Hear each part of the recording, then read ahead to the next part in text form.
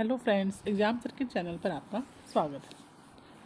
तो आज के हमारे PYQ हैं वो भी हमारे जो 2023 में जो एग्ज़ाम हुआ था शिफ्ट 1 में TGT का, तो उसके PYQ हैं। ठीक है, तो देखो यहाँ तक हम कल कर चुके हैं। ये हमारा कल लास्ट क्वेश्चन था CH मोड वाला, कि जब हम लिनक्स में CH मोड जो हमारी कमांड होती है उसके क्या आर्गूमेंट्स होते हैं। तो यहाँ तक हम कल कर चुके हैं। आज का हमारा फर्स्ट क्वेश्चन है, Which of the following refers to message sent from transport entity to transport entity in the transport layer of the ISO OSI network model।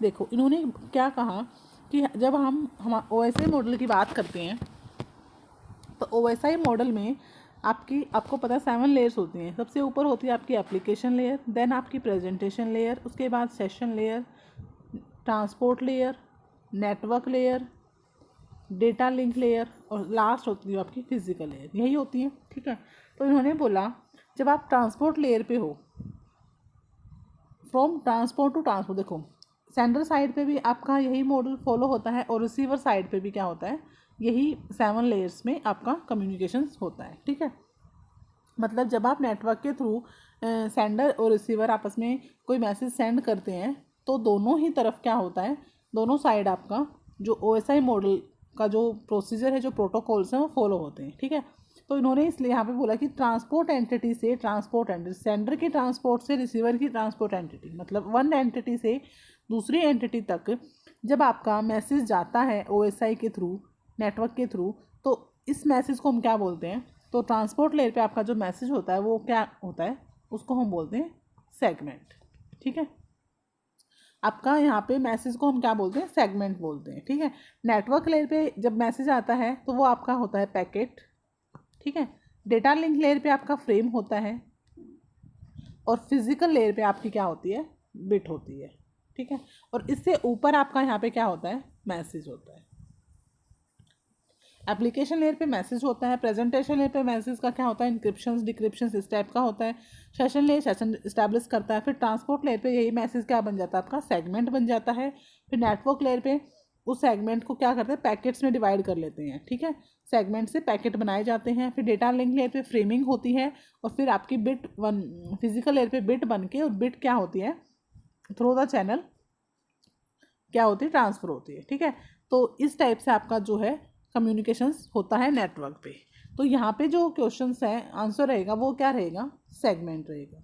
ठीक है, इन्होंने यही पूछा है कि जब आप एक ट्रांसपोर्ट एंटिटी से दूसरी ट्रांसपोर्ट एंटिटी पे जाते हो, ट्रांसपोर्ट लेयर पे जब आपका मैसेज सेंड होता है तो वो कौन सी टर्म होती है, उस टाइम पे वो आपका सेगमेंट होता है। ठीक है, नेक्स्ट क्वेश्चन है, in Cohen-Sutherland line clipping algorithm, if a line dash the clipping window then the line is required to clip as it is considered partially visible। देखो यहाँ पे लाइन क्लिपिंग, ये आपके ग्राफिक्स का क्वेश्चन है ना, यहाँ पे लाइन क्लिपिंग की बात हुई। देखो लाइन क्लिपिंग क्या कहती है, कोहेन सुदरलैंड एल्गोरिथम क्या कहती है कि देखो जब आपकी लाइन, या तो आपकी लाइन यहाँ होगी, ठीक है, ये आपकी क्या होती है, विंडो होती है, ये आपकी क्लिपिंग विंडो है, इस विंडो के अगर अंदर लाइन है, ठीक है, या तो आपकी लाइन यहाँ हो सकती है, या फिर कोई लाइन आपकी विंडो के बिल्कुल बाहर होगी, या फिर कोई लाइन आपकी यहाँ ऐसे होगी। ठीक है, ऐसे आपकी लाइन होती है। तो यहाँ पे उन्होंने बोला जब आप कोहेन सुदरलैंड लाइन क्लिपिंग की बात करते हो तो अगर आपकी लाइन विंडो क्लिपिंग लाइन के कहाँ पे है, अच्छा सॉरी, तो इन्होंने बोला जो लाइन होगी वो डैश होगी, क्लिपिंग विंडो के अंदर होगी, बाहर होगी। ठीक है, कैसे होगी, then the line is required to clip as it is consider partially visible. जब आप उस लाइन को क्या करते हो, क्लिप करते हो, उसकी लाइन की क्लिपिंग करते हो, तो फिर आपको उसको क्या, वहाँ पे आपको क्या होता है, पार्शियली विजिबल होती है वो लाइन। ठीक है, तो देखो अगर यहाँ पे लाइन है, यहाँ पे अंदर कोई क्लिपिंग विंडो के अंदर लाइन है, तो अगर आप इसको यहाँ पे क्लिप करते हो, इसको कट करते हो, तो वो क्या होगा, बिल्कुल ही क्या हो जाएगी, विजिबल आपको नहीं होगी। बाहर है, बाहर क्लिपिंग करो तो भी वो आपको विजिबल नहीं होगी। लेकिन इन्होंने कहा जब अगर आपकी लाइन क्लिपिंग विंडो को इंटरसेक्ट कर रही है, ये आपकी क्लिपिंग विंडो है, अगर कोई लाइन इसको इंटरसेक्ट कर रही है और अब अगर आप यहाँ पे क्लिपिंग अप्लाई करते हो तो फिर आपको क्या होगा, उसका कुछ पार्ट ही, अब देखो अगर आप क्लिपिंग करते हो, क्लिपिंग विंडो आप ये है, इसके अंदर की आप क्लिपिंग कर सकते हो। ठीक है, तो अगर ऐसा करोगे तो आपका ये वाला पार्ट क्या हो जाएगा, रिमूव हो जाएगा, विजिबल नहीं होगा, बस आपको ये वाली विजिबल होगी। ठीक है, तो पार्शियली विजिबल होगा यहाँ पे। तो कब होगा, जब आपकी लाइन क्या होगी, इंटरसेक्ट करेगी आपकी क्लिपिंग विंडो को। देखो अगर अंदर है तो आप वो क्या हो सकती है, अगर लाइन अंदर है क्लिपिंग विंडो के और उसने आपने उसको क्लिप कर दिया, पूरा ही हटा दिया, तो वो आपको विजिबल नहीं होगी। ठीक है, बाहर है तो बाहर तो कोई मैटर ही नहीं करता, हम क्लिपिंग विंडो के अंदर की बात कर रहे हैं। लेकिन थर्ड पॉइंट क्या आता है, अगर आपकी लाइन क्लिपिंग विंडो को इंटरसेक्ट कर रही है तो फिर अगर आप उस पर क्लिपिंग अप्लाई करते हो तो उसका कुछ पार्ट है आपको क्या होगा, पार्शली विजिबल होगी वो आपको। ठीक है, तो यहाँ पे हमने क्या देखा, अब ये लाइन कुछ पार्ट इसका बाहर है, कुछ पार्ट इसका अंदर है। हमने इसको क्या माना कि सिर्फ हमें इसका आधा पार्ट ही विजिबल है। ठीक है, तो यहाँ पे क्या होगा, वो लाइन क्लिपिंग विंडो को क्या करेगी, इंटरसेक्ट करेगी। ठीक है, नेक्स्ट क्वेश्चन है आपका, what is the output of the following C program. यहाँ पे सी प्रोग्रामिंग की बात की है। देखो सबसे पहले include student.h header file use की, देन आपका मेन फंक्शन स्टार्ट किया। यहाँ पे इन्होंने क्या किया, कुछ वेरिएबल डिक्लेयर किए। इंट एक्स मतलब एक एक्स वेरिएबल है। ठीक है, वेरिएबल का मतलब क्या होता है, मेमोरी में कोई लोकेशन है और उसका नाम क्या है, एक्स है। ठीक है, इंटीजर टाइप का है, इट मीन्स यहाँ पे इसको कितना स्पेस मिलेगा, 2 बाइट का इसको स्पेस यहाँ पे मिल जाएगा। और इसके अंदर क्या वैल्यू है, 8 है।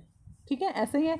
उसके बाद इन्होंने बोला कि कोमा लगा के इन्होंने बोला है कि स्टार वाई, ये देखो ये जो स्टार वाई है ये क्या इंडिकेट करता है कि वाई क्या है, यहाँ पे एक पॉइंटर है। ठीक है, ये जो सिंबल है ये वाला, ये सिंबल क्या आइडेंटिफाई करता है कि ये क्या है, एक पॉइंटर है। ठीक है, तो वाई क्या है, यहाँ पे एक पॉइंटर है और वो भी किस टाइप का, इंटीजर टाइप का है, क्योंकि आगे इंट लिखा हुआ है तो इट मीन्स वाई भी कैसा है, एक इंटीजर टाइप का पॉइंटर है। तो यहाँ पे क्या बोला, वाई है और वाई क्या है, एक पॉइंटर है। एक्स क्या है, एक वेरिएबल है तो इट मीन्स उसके अंदर कोई ना कोई वैल्यू होगी।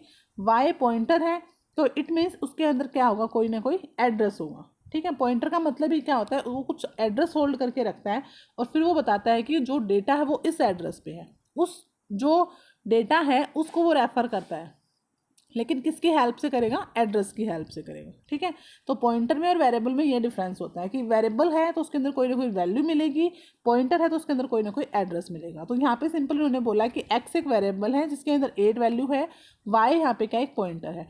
अब वाई में एड्रेस किसका है वो अभी हमें नहीं पता। देन क्या है, जेड, और उन्होंने बोला एक जेड है।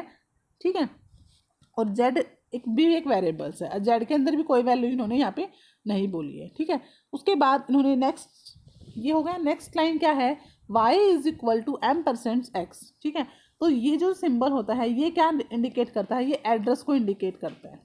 ठीक है, ये क्या बताता है, आपका एड्रेस।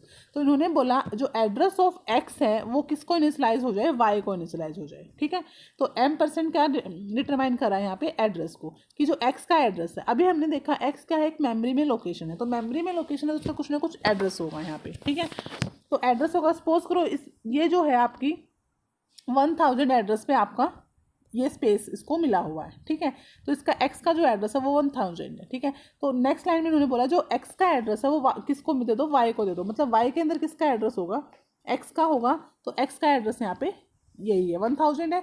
तो y जो पॉइंट है उसके अंदर क्या वैल्यू है, x का एड्रेस है जो क्या है 1000 है। ठीक है, नेक्स्ट है प्रिंटफ। इन्होंने बोला %d को मतलब एक डेसिमल में, सॉरी एक डेसिमल नंबर क्या हो यहाँ पे प्रिंट होगा। ठीक है, अच्छा अब यहाँ पे इन्होंने कुछ एक्सप्रेशन दिया है। एक्सप्रेशन क्या है, देखो इन्होंने बोला x into star Y into X plus star Y, ये इन्होंने यहाँ पे बोला है। ठीक है, तो देखो यहाँ पे इसको दोबारा से लिख लेते हैं। देखो यहाँ पे एक्सप्रेशन क्या है कि x मल्टीप्लाई है, ये मल्टीप्लीकेशन है, उसके बाद स्टार वाई। ठीक है, उसके बाद फिर मल्टीप्लीकेशन है, फिर लिखा है यहाँ पे x। ठीक है, और फिर प्लस में लगा है ये वाले, ये ऐसा लिखा हुआ है। ठीक है, हमें पता चल गया x वेरिएबल है, x के अंदर 8 वैल्यू है, y क्या है एक पॉइंटर है, पॉइंटर के y में क्या है x का एड्रेस है। ठीक है, तो x की वैल्यू यहाँ पे क्या है 8 है। अब देखो यहाँ पे ये क्या है, मल्टीप्लिकेशन ऑपरेटर है, ये भी क्या है मल्टीप्लिकेशन ऑपरेटर है, और ये अब किसी भी वेरिएबल के आगे अगर ये लगा हुआ है, ठीक है, अगर देखो यहाँ पे ये लिखा होता मतलब दो वेरिएबल्स के बीच में अगर ये है तो इट मीन्स ये क्या है, मल्टीप्लिकेशन है, ठीक है। लेकिन अगर एक वेरिएबल के आगे ये लगा हुआ है तो इट मीन्स यहाँ पे ये क्या है, पॉइंटर है, ठीक है। तो यहाँ पे ये मल्टीप्लिकेशन है, ये एक वेरिएबल है, ये एक वेरिएबल है, ये वेरिएबल के आगे लगा हुआ है, इट मीन्स ये क्या है, पॉइंटर है, ये एक मल्टीप्लिकेशन है। उसके बाद फिर ये वेरिएबल्स इन दोनों वेरिएबल्स के बीच में फिर है, तो ये आपके यहाँ पे फिर ये क्या है, ये मल्टीप्लिकेशन का सिंबल है, यहाँ पे ये पॉइंटर दिखा रहा है, यहाँ पे फिर प्लस ऑपरेटर है, और यहाँ पे फिर आपका क्या, पॉइंटर है, ऐसे ही है। तो जब हमारा, अब देखो एक मल्टीप्लिकेशन ये है, एक मल्टीप्लिकेशन ये है, और एक प्लस है, तीन यहाँ पे ऑपरेटर हैं। तो हाईएस्ट किसकी होती है, अगर हम प्रेसिडेंस की बात करें तो हाईएस्ट प्रेसिडेंस हमारी किसकी होती है, मल्टीप्लिकेशन की होती है। अगर हमारे एक्सप्रेशन में ऐसा है कि मल्टीप्लिकेशन भी गिवन है और प्लस भी गिवन है, तो हम पहले मल्टीप्लिकेशन को सॉल्व करते हैं, क्योंकि इसकी हाई प्रेसिडेंस होती है मल्टीप्लिकेशन की, ठीक है। तो हमें क्या करना पड़ेगा, पहले मल्टीप्लाई हमारा सोल्व होगा। अब देखो यहाँ पे दो मल्टीप्लिकेशन, एक मल्टीप्लिकेशन ये है और एक ये है, हम कौन सा मल्टीप्लिकेशन करें। तो आपको पता होना चाहिए कि जो हमारा मल्टीप्लाई का जो सिंबल होता है, ऑपरेटर जो होता है, उसकी जो एसोसिएटिविटी होती है वो लेफ़्ट टू राइट होती है। मतलब अगर एक से ज़्यादा मल्टीप्लिकेशन आपके एक्सप्रेशन में आते हैं तो आप क्या करोगे, लेफ़्ट टू राइट उसको क्या करोगे, सोल्व करोगे, ठीक है। हमारे जो असाइनमेंट ऑपरेटर होते हैं वो हमारे राइट टू लेफ़्ट चलते हैं, बट जो हमारे प्लस माइनस इस टाइप के जो ऑपरेटर होते हैं वो हमारे लेफ़्ट टू राइट चलते हैं। तो इसका मतलब अगर दो मल्टीप्लिकेशन है तो पहले लेफ़्ट वाला सोल्व होगा, फिर राइट होगा, देन आपका प्लस सोल्व होगा, ठीक है। तो पहले ये वाला मल्टीप्लिकेशन सोल्व होगा, फिर ये वाला होगा, और फिर ये वाला होगा, ठीक है। तो x की वैल्यू क्या है, 8 है, 8 मल्टीप्लाई, अब देखो ये स्टार y क्या कह रहा है कि y क्या है, एक पॉइंटर है, पॉइंटर में क्या एड्रेस है, स्टार का मतलब यहाँ पे क्या है, जो उस एड्रेस पे वैल्यू है ये उसको पॉइंट आउट कर रहा है, ठीक है। यहाँ पे अगर सिंपल y होता, अगर यहाँ पे ये स्टार नहीं होता y के आगे, ये खाली y होता, तो फिर ये क्या बताता, ये एड्रेस को बताता, ठीक है, क्योंकि उसमें क्या है, y क्या है, y में एड्रेस है, लेकिन y के साथ स्टार लगा हुआ है, तो इट मीन्स जो y के अंदर एड्रेस है उस पर क्या वैल्यू है, ये अब यहाँ पे उस वैल्यू को पॉइंट आउट कर रहा है। अगर सिंपल नेम होता तो वो एड्रेस को पॉइंट आउट करता है, और अगर स्टार y है तो फिर वो उस एड्रेस पे जो वैल्यू है। तो देखो y क्या था, पॉइंटर था, पॉइंटर में किसका एड्रेस था, x का एड्रेस था, तो उस एड्रेस पे क्या वैल्यू थी, x का एड्रेस पे क्या वैल्यू थी, सॉरी जो था x का जो एड्रेस था 1000, उस पर क्या वैल्यू थी, उस पर अभी हमने देखा कि क्या थी, 8 थी। ऐसे ही था ना कि x था, x में 8 था और इसका 1000 एड्रेस था, ठीक है। उसके बाद y था और y में क्या था, x का एड्रेस था, ऐसे ही था। तो अगर खाली y लिखा होता, सिंपल y होता, तो इट मीन्स एड्रेस को इंडिकेट करता है वो, और अगर इसके आगे स्टार लगा हो तो इसका मतलब इस एड्रेस पे जो वैल्यू है उसको पॉइंट आउट कर रहा है, ठीक है। तो इस वैल्यू, कौन सी वैल्यू है इस एड्रेस पे, 8 है, तो यहाँ पे क्या होगा, 8 इंटू 8 हो जाएगा, ठीक है। देन यहाँ पे फिर क्या है, मल्टीप्लीकेशन है, फिर आपका यहाँ पे क्या है, x की वैल्यू क्या है, 80 है, प्लस फिर यहाँ पे क्या कह रहा है कि y स्टार y का मतलब वो उस वैल्यू को इंडिकेट करा, तो यहाँ पे फिर क्या हो जाएगा, आपका 8 हो जाएगा, ठीक है। अब हम पहले इस वाले को सोल्व करेंगे, तो 8 8 जा 64, और 64 इंटू 8, अगर आप 64 इंटू 8 करते हो तो देखो यहाँ पे क्या आएगा, 8 4 जा 32, 3 8 6 जा 48 और 152, ऐसे ही आएगा, ठीक है। तो यहाँ से हमने क्या किया, ये पहले ये सोल्व हुआ, 64 आया, फिर इसको सोल्व किया तो 512 आया, और प्लस में क्या कह रहा है, 8 करो, और फिर यहाँ पे प्लस 8 किया, तो यहाँ पे कितना आंसर आएगा आपका, 520, ये इसका आपका फाइनल आंसर आएगा, ठीक है। तो देखो ऑप्शन में क्या है, ये ऑप्शन नंबर सी इसमें है, तो ये आपका रहेगा। कुछ नहीं किया, सिंपल हमें पता चल गया कि x में क्या वैल्यू है, y पॉइंटर है तो y में x का एड्रेस है, ठीक है। तो जब हमने इस एक्सप्रेशन के अकॉर्डिंग अपने वो लिखा, तो पहले x की वैल्यू क्या थी, 8 थी, उसको मल्टीप्लाई करना था, किसके साथ मल्टीप्लाई करना था, स्टार y के साथ। स्टार y का मतलब y पे जो एड्रेस है उस पर क्या वैल्यू है, तो यहाँ पे वो वैल्यू क्या है, 80 है, ठीक है। फिर मल्टीप्लाई था, फिर x के साथ था, तो x की वैल्यू हमें पता 8 है, प्लस में फिर यहाँ पे स्टार y का मतलब वही है कि y में जो एड्रेस है उस एड्रेस पे क्या वैल्यू है, ठीक है। देखो अगर सिंपल y होता तो फिर अगर यहाँ पे क्या होता, 1000 होता, और अगर स्टार y है तो स्टार y क्या बता रहा है, उस वैल्यू को बता रहा है, ठीक है। तो यहाँ पे फिर क्या हो जाएगा, 8 हो जाएगा। तो हम अभी हमने देखा ये लेफ़्ट टू राइट सोल्व होते हैं, और हाईएस्ट इसकी है, प्लस और मल्टीप्लिकेशन में हाईएस्ट प्रेसिडेंस किसकी है, मल्टीप्लिकेशन की है। तो पहले ये वाला सोल्व हुआ तो यहाँ से 64 आया, फिर इसको इंटू 8 किया, इसको इंटू 8 किया तो ये कितना आया 512 आया, और प्लस 8 किया तो ये 520 आया। ठीक है, तो इस तरह से ये इस टाइप के क्वेश्चन जो है सोल्व होते हैं। तो यहाँ पे इसका आंसर रहेगा 520। नेक्स्ट क्वेश्चन है आपका, नेक्स्ट है which of the following options describes the desirable property of a good operating system. देखो यहाँ पे गुड ऑपरेटिंग सिस्टम की प्रॉपर्टी पूछी है। सबसे पहले है लो थ्रोपुट लो टर्न अराउंड टाइम। देखो थ्रोपुट क्या होती है, सबसे पहले थ्रोपुट क्या होती है कि कितनी नंबर ऑफ प्रोसेस जो है एक टाइम पे एग्जीक्यूट हो रही है। ठीक है, प्रोसेस इज एग्जीक्यूटेड, ये होती है थ्रोपुट। ठीक है, और टर्न अराउंड टाइम क्या होता है कि जो प्रोसेस है उसने कितना टाइम, टोटल कितना टाइम स्पेंड किया मेमोरी में। ठीक है, सिस्टम या हमारे सिस्टम में time spend, total time spend into memory, ये होता है हमारा टर्न अराउंड टाइम। ठीक है, हमने इसके लिए अलग से वीडियो भी बना रखी है पूरा। हमने ऑपरेटिंग सिस्टम की जो शेड्यूलिंग थी उसमें हमारे ये क्राइटेरिया फॉलो होता है। थ्रोपुट क्या होता है, टर्न अराउंड टाइम क्या होता है, वेटिंग टाइम क्या होता है, वो सब हमने उसमें वीडियो में किया। अगर आपने वो वीडियो नहीं देखी तो आप चैनल पे जाके वो वीडियो देख सकते हो। ठीक है, तो थ्रोपुट हो गया नंबर ऑफ प्रोसेस एग्जीक्यूट कितनी हुई, और टर्न अराउंड टाइम क्या होगा मेमोरी में कितना टाइम स्पेंड किया। आप चाहे वो टाइम उन्होंने सीपीयू के पास लगाया, चाहे उन्होंने वो टाइम रेडी क्यू के अंदर लगाया, चाहे उन्होंने वेट स्टेट में लगाया। ठीक है, टोटल कितने टाइम तक वो मेमोरी में रही है, वो होता है आपका टर्न अराउंड टाइम।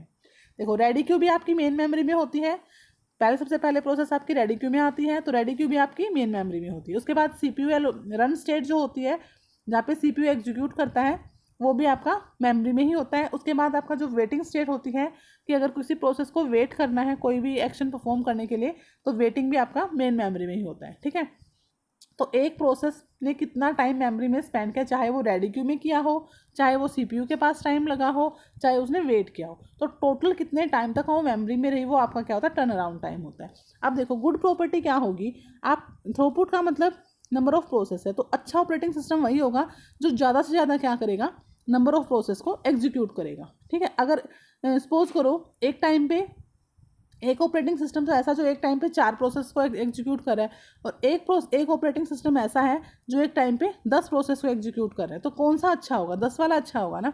तो मतलब आपकी जो थ्रोपुट होनी चाहिए वो हाई होनी चाहिए। ठीक है, कि ज़्यादा से ज़्यादा प्रोसेस जो है एग्जीक्यूट हों, वो आपकी सिस्टम वो क्या होगा आपके लिए अच्छा ऑपरेटिंग सिस्टम होगा। ठीक है, तो थ्रोपुट आपकी कैसी होनी चाहिए, हाई होनी चाहिए। हाई का मतलब नंबर ऑफ प्रोसेस जो है ज़्यादा होंगी, कि ज़्यादा से ज़्यादा प्रोसेस एग्जीक्यूट हो, वो आपकी होती है हाई थ्रोपुट। ठीक है, तो गुड ऑपरेटिंग सिस्टम की प्रॉपर्टी यही होगी कि थ्रोपुट उसकी हाई होनी चाहिए। अब बात करते हैं टर्न अराउंड टाइम की। अब देखो टर्न अराउंड टाइम कहते हैं मेमोरी में कितना टाइम स्पेंड किया, तो हम क्या चाहते हैं कि कम से कम मेमोरी में टाइम स्पेंड करें ना, कि फटाफट प्रोसेस आए, जल्दी से उसको सीपीयू मिले, फटाफट सीपीयू उसको एग्जीक्यूट करो और जल्दी से बाहर चली जाए। अब बाहर जाने का मतलब क्या, वो अपना एग्जीक्यूट करके टर्मिनेट हो जाए। ठीक है, तो हम क्या चाहते मतलब अच्छा जो ऑपरेटिंग सिस्टम होगा वो कैसा होगा कि जिसमें टर्न अराउंड टाइम क्या हो, कम हो। ठीक है, तो लो टर्न अराउंड टाइम होना चाहिए, क्योंकि अगर देखो अगर कोई प्रोसेस मेमोरी में ज़्यादा टाइम स्पेंड कर रही है, अब मेमोरी में चाहे उन्होंने रेडी क्यू में स्पेंड ज़्यादा टाइम वेस्ट किया, ठीक है, इसका मतलब वो सीपीयू के लिए वेट कर रही है। ठीक है, या फिर उसने सीपीयू उसका मतलब एग्जीक्यूशन टाइम ज़्यादा लगा, सीपीयू ने टाइम ज़्यादा लगाया उसको एग्जीक्यूट करने में, या फिर उसने वेट स्टेट में टाइम वेस्ट किया। ठीक है, वेट करते उसको सीपीयू ही नहीं मिला। ठीक है, मतलब चाहे उन्होंने किसी भी क्यू में उसने अपना टाइम स्पेंड किया हो, बट हम क्या चाहते हैं कि मेमोरी में जल्दी से जल्दी प्रोसेस क्या हो, बाहर हो जाए, क्योंकि अगर एक प्रोसेस बाहर होगी तभी तो दूसरी प्रोसेस मेमोरी में आ पाएगी। ठीक है, तो हम क्या चाहते हैं कि टर्न अराउंड टाइम क्या हो, कम से कम हो, ताकि जो आपके सिस्टम की परफॉर्मेंस है वो भी हाई रहे। मेमोरी से जल्दी बाहर जाएगी तो थ्रोपुट अपने आप इंक्रीज हो जाएगी।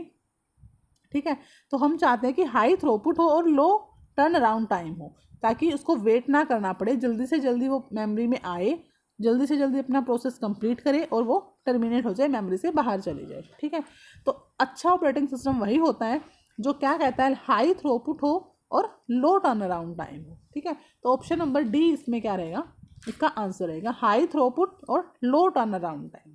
ठीक है, नेक्स्ट क्वेश्चन है which of the following is an action या occurrence such a mouse click, a key press या माउस मूवमेंट या any system generated notification in ASP.NET। देखो अगर कोई भी एक्शन परफॉर्म हो रहा हो, ठीक है, अब इन्होंने बोला कोई एक्शन परफॉर्म हो रहा है, चाहे वो माउस का क्लिक हो, चाहे कोई की प्रेस की गई हो, चाहे माउस की मूवमेंट हुई हो, या फिर कोई भी नोटिफिकेशन जनरेट किया गया सिस्टम में, तो वो क्या होता है, ऐसा कुछ भी जो होता है वो आपका इवेंट होता है, ठीक है, उसको हम क्या बोलते हैं, इवेंट। अगर हम सिस्टम की बात करें, ठीक है, तो वो क्या होगा, अगर कोई भी इस टाइप का एक्शन परफॉर्म हो रहा है तो उसको हम क्या बोलते हैं, इवेंट बोलते हैं। तो इसका जो आंसर रहेगा ऑप्शन नंबर डी रहेगा। नेक्स्ट क्वेश्चन है, which of the following is not a front end design tool. देखो कल भी हमने इस टाइप का क्वेश्चन किया था कि जब हम फ्रंट एंड डिज़ाइनिंग की बात करते हैं, हम जावा स्क्रिप्ट जो हमारी क्लाइंट साइड की स्क्रिप्टिंग लैंग्वेज है तो उसको हम यूज़ करते हैं, ठीक है। तो यहाँ पे इन्होंने बोला फ्रंट एंड टूल नहीं है, तो यहाँ पे देखो PHP जो है फ्रंट एंड टूल नहीं है, क्योंकि PHP क्या है, एक सर्वर साइड की स्क्रिप्टिंग लैंग्वेज है, ये सर्वर साइड पे यूज़ हो रही है, सर्वर साइड की स्क्रिप्टिंग लैंग्वेज है, ठीक है। अब सर्वर के साइड पे काम हो रहा है तो मतलब बैक एंड पे जो काम हो रहा है वहाँ पे आपकी PHP यूज़ हो रही है। फ्रंट एंड पे मतलब यूज़र जो काम कर रहा है, यूज़र जो है कोडिंग कर रहा है, वो वहाँ पे हमारी क्या है, PHP यूज़ नहीं होती। क्लाइंट साइड पे आपकी कौन सी यूज़ होती है, जावा स्क्रिप्ट यूज़ होती है, ठीक है। तो यहाँ पे बोला फ्रंट एंड का टूल नहीं है, तो PHP फ्रंट एंड पे यूज़ नहीं होती। तो आंसर नंबर बी इसका सही आंसर रहेगा। नेक्स्ट क्वेश्चन है, which of the following operators has the highest precedence in the C programming language. तो देखो हाइएस्ट प्रेसिडेंस की बात करें तो सबसे हाइएस्ट हमारी सबसे पहले किसकी होती है, पैरेंथेसिस की होती है, ठीक है। चाहे आपकी सर्कल ब्रैकेट हो, चाहे आपकी स्क्वायर ब्रैकेट हो, या फिर आपकी कर्ली ब्रेसेस हो, कोई भी पैरेंथेसिस है, हाईएस्ट प्रेसिडेंस हमारी किसकी होती है, पैरेंथेसिस की होती है, ठीक है। तो यहाँ पे सबसे हाईएस्ट प्रेसिडेंस किसकी होगी, सबसे पहले मतलब अगर किसी एक्सप्रेशन में क्या है, कोई ऑपरेटर्स भी गिवन है, पैरेंथेसिस भी गिवन है, तो सबसे पहले हम पैरेंथेसिस सोल्व करते हैं, ठीक है। तो हाईएस्ट प्रेसिडेंस यहाँ पे इसकी होगी। उसके बाद आपकी किसकी होती है, नेक्स्ट आपका ये पावर का साइन होता है, पावर की होती है, उसके बाद आपकी मल्टीप्लिकेशन होगा, उसके बाद आपका नॉट इक्वल टू होगा, ठीक है।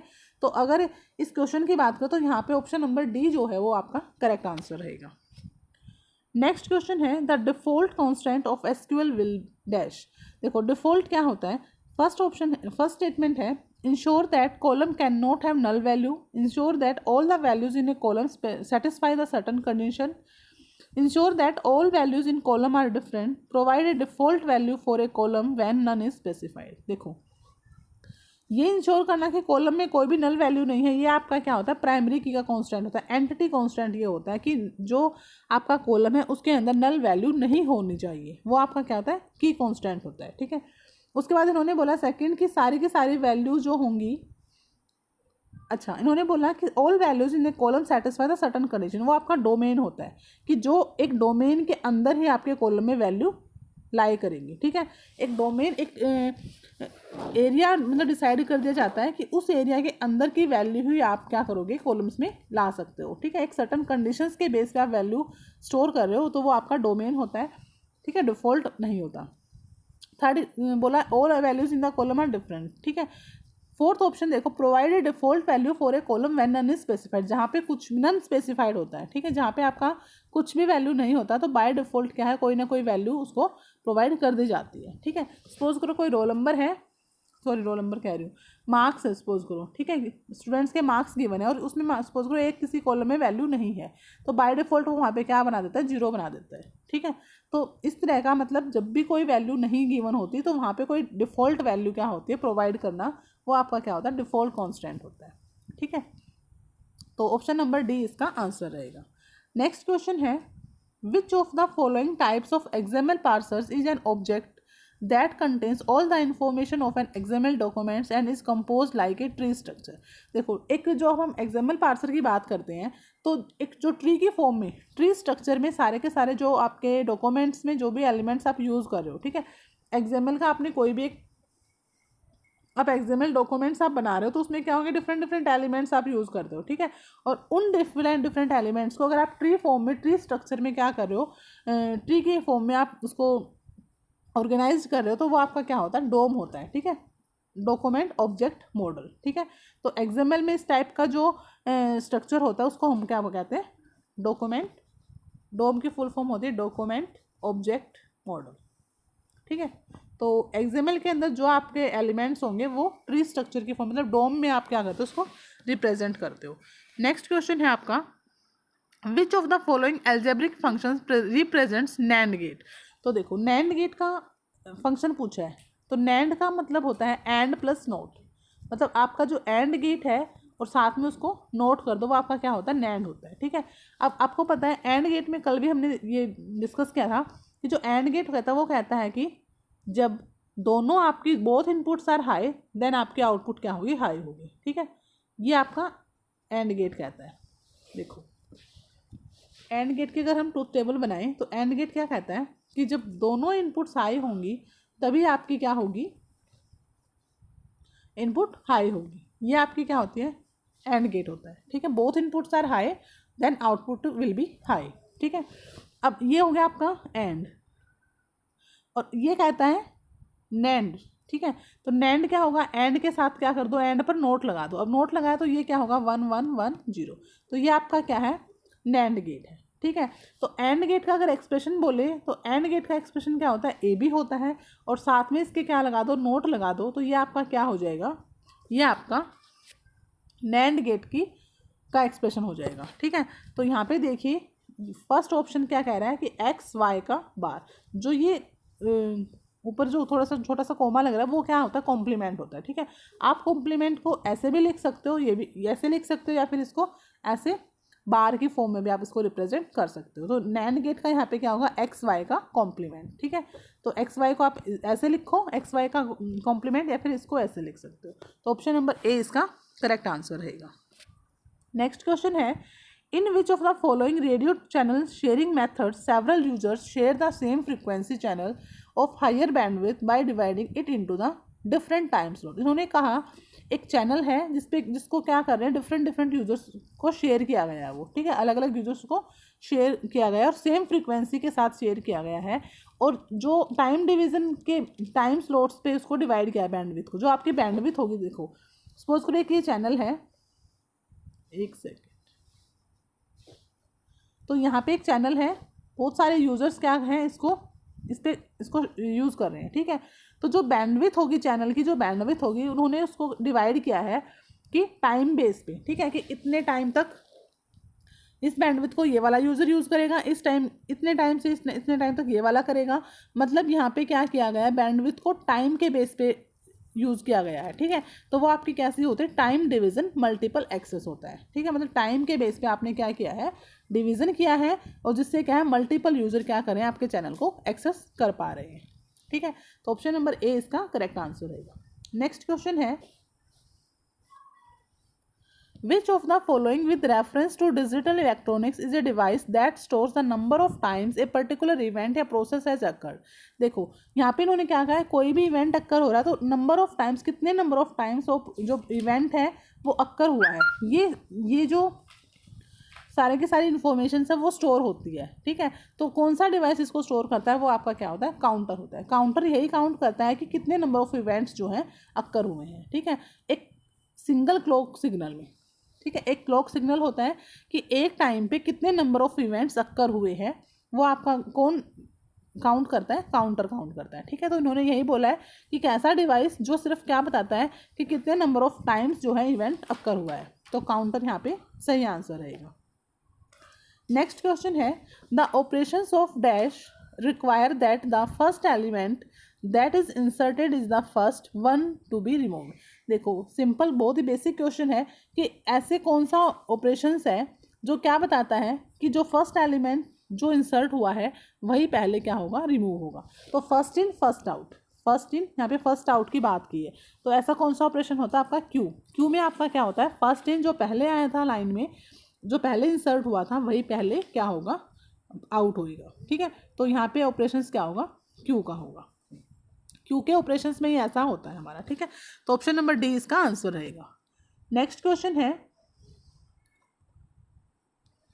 Which of the following is designed in such a way that all the stations are connected through a single cable known as a backbone cable in the computer network। ये भी बहुत basic question है topology का, तो आपकी कौन सी होती है, वो बस टोपोलॉजी होती है, जिसमें क्या होता है, एक सिंगल केबल होती है। ठीक है, एक सिंगल केबल से क्या होते हैं, सारे के सारे स्टेशन जो होते हैं कनेक्ट होते हैं। ठीक है। तो ये सिंगल केबल क्या होती है, बैकबोन होती है। अगर इस केबल में कुछ भी फॉल्ट आ गया तो ये सारे के सारे सिस्टम क्या होंगे, इनका मतलब कनेक्शन होगा नहीं, कम्युनिकेशन यहाँ पे हो ही नहीं पाएगा, ठीक है। तो ये सब क्या हो जाएगा, फिर आपका फॉल्ट आ जाएगा, ठीक है। क्योंकि देखो अगर यही केबल, इसी केबल से सारे आपस में कम्युनिकेट कर रहे हैं और अगर यही केबल ही में कुछ फॉल्ट आ गया तो फिर कैसे कम्युनिकेशन होगा, तो कम्युनिकेशन होगा ही नहीं, आपका नेटवर्क क्या हो जाएगा, बिल्कुल स्टॉप हो जाएगा, वहीं की वहीं रुक जाएगा, ठीक है। तो ऐसे कौन सी टोपोलॉजी होती है आपकी, बस टोपोलॉजी यहाँ पे होती है। तो ऑप्शन नंबर ए इसका सही आंसर रहेगा। नेक्स्ट क्वेश्चन है, the algorithm that manage routing tables and routing decision in the network ले। ये तो हमने पहले भी इस टाइप का क्वेश्चन हम कर चुके हैं कि जो राउटिंग टेबल होती है, ठीक है, राउटिंग टेबल में क्या होती है, आपका जो एड्रेस होते हैं सभी के जो आपके जितने भी डिवाइसेस एक राउटर में कनेक्ट होते हैं, जितने भी नेटवर्क बने होते हैं उन सबका एड्रेस होता है, ठीक है। और जो राउटिंग टेबल होती है उसी के बेस पे जो आपका राउटर है वो डिसाइड करता है, रूट डिसाइड करता है कि आपका पैकेट जो है किस डायरेक्शन में क्या जाएगा, आगे ट्रांसमिट होगा, ठीक है। तो राउटिंग टेबल होती है जिसके अंदर क्या होती है, कुछ डेटा होती है, डेटा रखा जाता है, कुछ एड्रेस रखे जाते हैं, ठीक है, जिसके बेस पे आपका जो राउटर है वो डिसीजन लेता है राउटिंग का। तो ऑप्शन नंबर बी इसका आंसर रहेगा। नेक्स्ट है, which of the following is A Java primitive data types. देखो जावा के अंदर 2 टाइप्स के डेटा टाइप्स होते हैं, एक नॉन परमिटिव एक परमिटिव। तो देखो एरे, स्ट्रिंग और क्लासेस ये आपके कैसे हैं, ये आपके नॉन परमिटिव हैं, ठीक है। तो परमिटिव कौन सा है, बाइट है, ठीक है। इंटीजर, फ्लोट, बाइट, बूल, ये सब क्या होता है, परमिटिव डेटा टाइप होते हैं, ठीक है। और उसके बाद आपके नॉन परमिटिव होते हैं एरे, स्ट्रिंग, क्लासेस वगैरह, ये सारे आपके नॉन परमिटिव होते हैं। तो यहाँ पे परमिटिव पूछा है तो बाइट इसका सही आंसर रहेगा। नेक्स्ट क्वेश्चन है, what will be the output of the Linux shell command in rm-doc*। ठीक है, देखो लिनक्स की बात की है यहाँ पे कि जो लिनक्स के अंदर एक कमांड होती है rm, आप सबको पता है rm कमांड क्या करती है, रिमूव करती है फाइल्स वगैरह को, डायरेक्टरी वगैरह को रिमूव करती है, ठीक है। तो इन्होंने बोला rm-doc*। अब ये जो कमांड है ये इसके आउटपुट क्या होगी, अब देखो ये क्या करेगी, रिमूव करेगी या इरेज करेगी। डॉक स्टार का मतलब क्या है कि ऐसे फाइल्स जिनका पैटर्न क्या है, डॉक है, मतलब आगे डॉक जो पैटर्न को फॉलो करें वो सारी की सारी फाइल्स डॉक स्टार, मतलब डॉक पैटर्न वाले जो डॉक पैटर्न को फॉलो कर रही हैं वो सारी की सारी फाइल यहाँ से क्या हो जाएगी, रिमूव हो जाएगी, ठीक है। और अगर ये ऐसे होता कि स्टार डॉग, तो फिर क्या देखता कि ऐसी फाइल्स जिनके एंड में, जिनके लास्ट में डॉग का पैटर्न बन रहा है वो फाइल्स यहाँ पे डिलीट होगी, ठीक है। तो यहाँ पे स्टार है तो मतलब बिगनिंग में डॉग पैटर्न बन रहा है वो फाइल डिलीट होंगी, और आगे है तो फिर इसका मतलब पीछे डॉग का पैटर्न बन रहा होगा वो फाइल डिलीट होंगी, ठीक है। तो ऑप्शन नंबर 1 देखो यहाँ पे क्या कह रहा है, erase all files beginning with pattern dog, कि वो फाइल्स जिनका पैटर्न क्या है, डॉग है, स्टार्टिंग में जिनके डॉग आ रहे हैं वो सारी की सारी फाइल यहाँ से क्या हो जाएंगी, रिमूव हो जाएंगी, ठीक है। और अगर आगे डॉग, आगे स्टार होता है पीछे डॉग होता है तो फिर क्या देखता है वो एंड में, कि ऐसी फाइल जिसमें क्या है, जिसका एंडिंग पैटर्न क्या है, डॉक वाला है, ठीक है। तो ऑप्शन नंबर ए यहाँ पे क्या रहेगा, करेक्ट ऑप्शन रहेगा, ठीक है। देखो RM है तो रिमूव करेगा तो लिस्ट तो यहाँ पे होगा ही नहीं, तो दोनों C और D तो वैसे ही रिमूव हो गए। बस A और B में आपको यहाँ पता होना चाहिए कि अगर डॉक आगे है तो मतलब डॉक का पैटर्न स्टार्टिंग में होगा, और अगर डॉक बाद में होता तो डॉक का पैटर्न आपका फाइल के एंड में होता, ठीक है। तो ऑप्शन नंबर ए यहाँ पे सही रहेगा। नेक्स्ट क्वेश्चन है, which of the following controls in vb.net is used to select one options from a number of choices। ठीक है, मतलब बहुत सारे नंबर ऑफ चॉइसेस में से आपको कोई एक ऑप्शन सेलेक्ट करना है, ठीक है। तो देखो फर्स्ट ऑप्शन है लेबल। लेबल तो क्या होता है, लेबल तो सिंपल नेम होता है, ठीक है। आप किसी भी उसमें रेडियो बटन के ऊपर आपने कोई नाम लिख दिया कि जेंडर है, ठीक है, या फिर नेम हो गया, ये आपके लेबल्स होते हैं, ठीक है। नेम, फादर्स नेम, ये आप सब क्या डालो, नेम हो गए। बटन्स क्या होंगे, जो सिंपल बटन होता है, आप सबमिट बटन है, कैंसिल बटन है, ये सब आपके होंगे। लिस्ट बॉक्स क्या होता है, जिसमें क्या होता है, लिस्ट होती है। यहाँ पे क्या होता है, रेडियो बटन। रेडियो बटन क्या कहता है कि यहाँ पे नंबर ऑफ चॉइसेस होंगे, ठीक है, और उन चॉइसेस में से आप किसी एक को चूज कर सकते हो, ठीक है।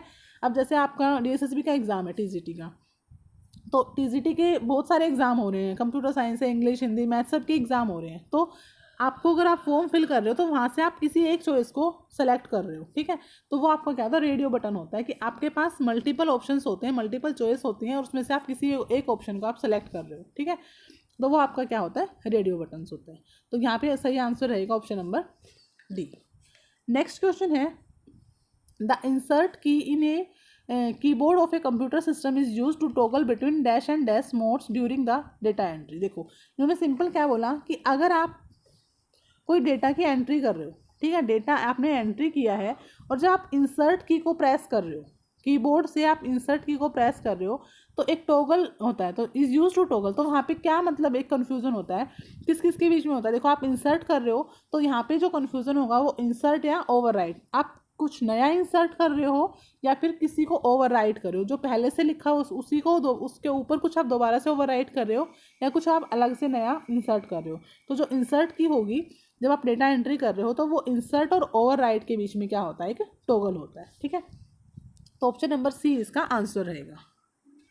नेक्स्ट क्वेश्चन है आपका, which of the following is a symbolic name given to a memory location in any programming language. बहुत ही बेसिक क्वेश्चन है, बहुत ही हद से ज़्यादा बेसिक क्वेश्चन है ये कि मेमोरी लोकेशंस को कौन रेफर करता है, वेरिएबल्स, ठीक है। हम जब प्रोग्रामिंग सीखते हैं तो सबसे पहले हम वेरिएबल ही देखते हैं कि वेरिएबल क्या होता है। हमने लिखा a is equal to 10, b is equal to 10, तो ये सब आपके वेरिएबल्स होते हैं जनरली। वैसे ये वेरिएबल्स होते क्या हैं, तो ये सिंपल एक मेमोरी लोकेशंस होती है, उस मेमोरी का लोकेशंस का एड्रेस आपको एड्रेस आप याद नहीं कर सकते क्योंकि एड्रेस जो है न्यूमेरिकल फॉर्म में होता है, आपको नहीं याद रख सकते, इसलिए उसको एक नेम प्रोवाइड कर, सिंबॉलिक नेम दे दिया जाता है। वो आपका क्या होता है, एज ए मेमोरी लोकेशंस को ही रेफर वहाँ पे वो करता है, ठीक है। मतलब जैसे ही आपने x इज इक्वल टू 10 लिखा, sorry int x is equal to 10 लिखा, इसका मतलब मेमोरी में 2 बाइट का इंटीजर, तो 2 बाइट का स्पेस जो आ गया वो आपको मिल गया। और ये जो स्पेस है, ये जो लोकेशंस है, उसको आपने क्या नाम दे दिया, x। जैसे आपके घर का एड्रेस होता है, ठीक है, एक मतलब क्या है, एक लोकेशंस का एड्रेस होता है, ठीक है, तो वो आपका क्या होता है, वेरिएबल्स होता है। तो मेमोरी लोकेशंस को कौन रेफर करेगा, वेरिएबल रेफर करेगा। तो ऑप्शन नंबर ए इसका सही आंसर रहेगा। नेक्स्ट क्वेश्चन है, अच्छा ये आपका लास्ट क्वेश्चन था, ठीक है। तो आई होप आपको टॉपिक के साथ, सॉरी PYQ के साथ टॉपिक भी क्लियर हुआ होगा। और आपको वीडियो अगर अच्छी लगे तो प्लीज़ लाइक करना, चैनल पे नए हो तो सब्सक्राइब करना। कोई भी डाउट है तो आप कमेंट बॉक्स में टाइप कर सकते हो, ठीक है। तो यहाँ पे हमने कुछ मिक्स क्वेश्चन करे हैं जिसमें हमने नेटवर्क के क्वेश्चंस भी किए हैं, ग्राफिक्स को लेके भी कुछ क्वेश्चंस किए, डिजिटल के भी किए हैं। तो हमने मतलब मिक्स यहाँ पे क्वेश्चंस किए हैं, ठीक है। और साथ में मैंने आपको वो टॉपिक भी एक्सप्लेन किया है क्वेश्चंस के साथ साथ। तो आई होप आपको सब क्लियर हुआ होगा। तो ठीक है, फिर मिलते हैं एक नई वीडियो के साथ, तब तक के लिए बाय बाय। प्लीज़ चैनल को लाइक करना, सब्सक्राइब करना और ज़्यादा से ज़्यादा आप शेयर करना। तो ठीक है, फिर बाय बाय, मिलते हैं नेक्स्ट वीडियो के साथ।